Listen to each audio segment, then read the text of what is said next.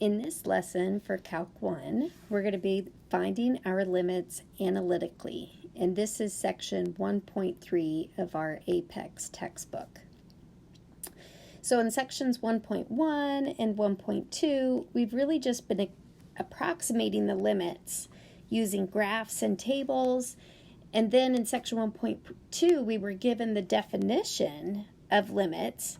So we could verify the limits using that delta epsilon definition of limits.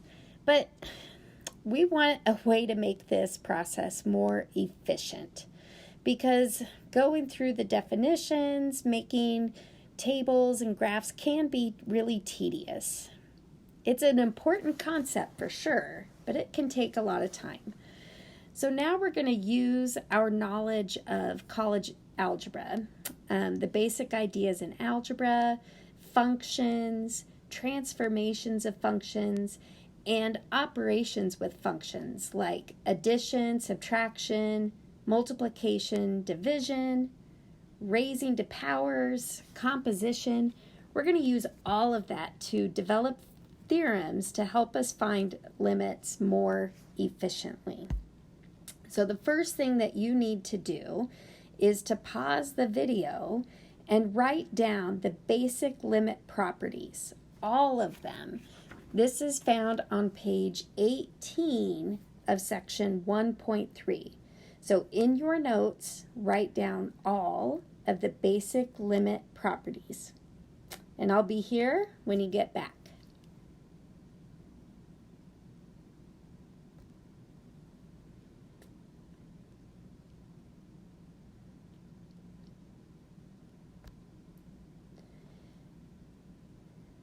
So to use the theorem for numbers 3 through 9, I do want to point out that all of those limits about sums and differences, multiplying by a scalar, all of those depend on the individual limits of f of x and g of x existing to start out with, okay?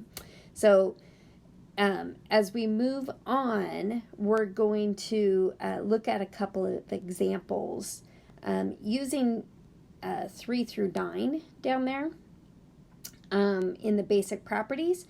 But the first thing I want to do is prove limit 1 and limit 2. The limit of a constant is just equal to the constant itself, and the identity limit.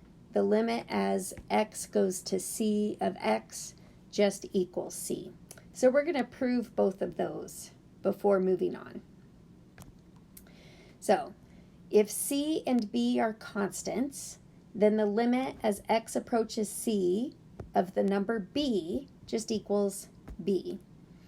And to prove this, I'm going to start with the graph. If we graph y equals the constant b, this is just a horizontal line at b. And when we're talking about limits, remember we're trying to do a zoom window around the x value equals c. And so I have my little zoom window there. The going up and down is our epsilon, and going left and right is my horizontal tolerance, which is delta. So we're going to let epsilon be greater than 0. And in this case, it doesn't matter, you know, how big or small I let it be. I'm going to let delta just equal 1. So if 0 is less than the absolute value of x minus c is less than 1, then the absolute value of the function minus the limit would just be b minus b, or 0. And that's always less than epsilon. So by the definition of limits, we see that the limit as x goes to c of the number b just equals b.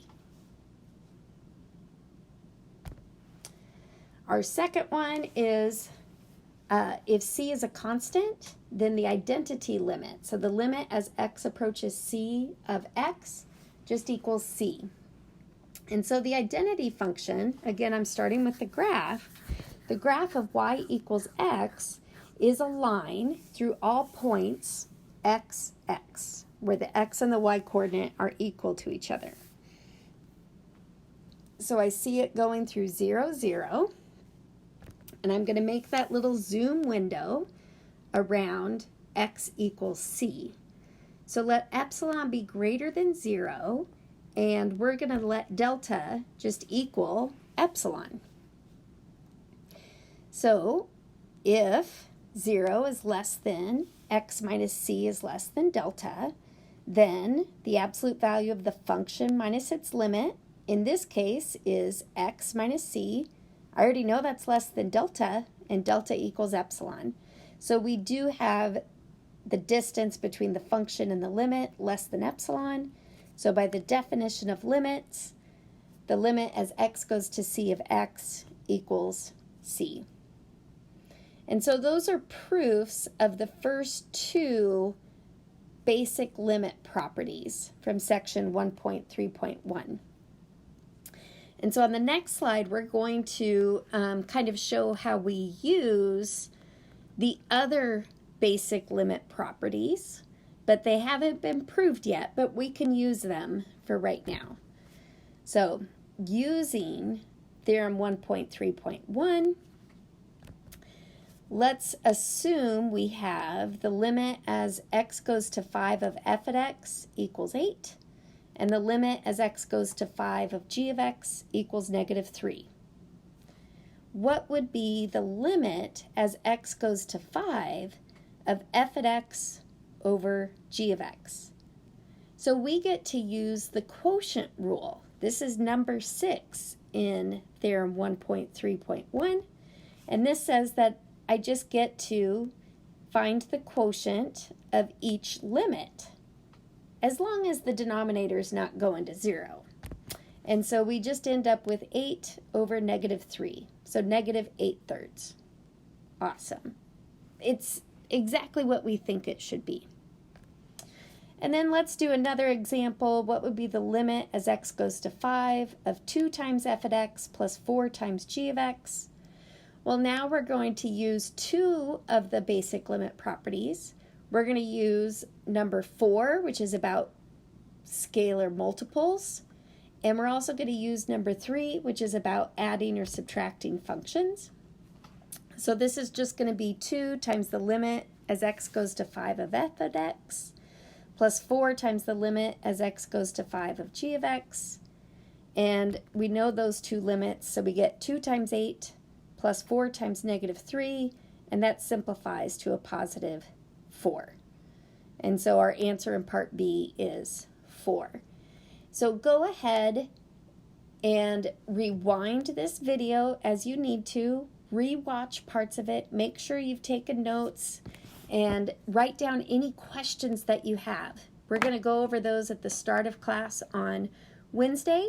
And also we have a CPA where you're going to practice using theorem 1.3.1. You guys have a great day.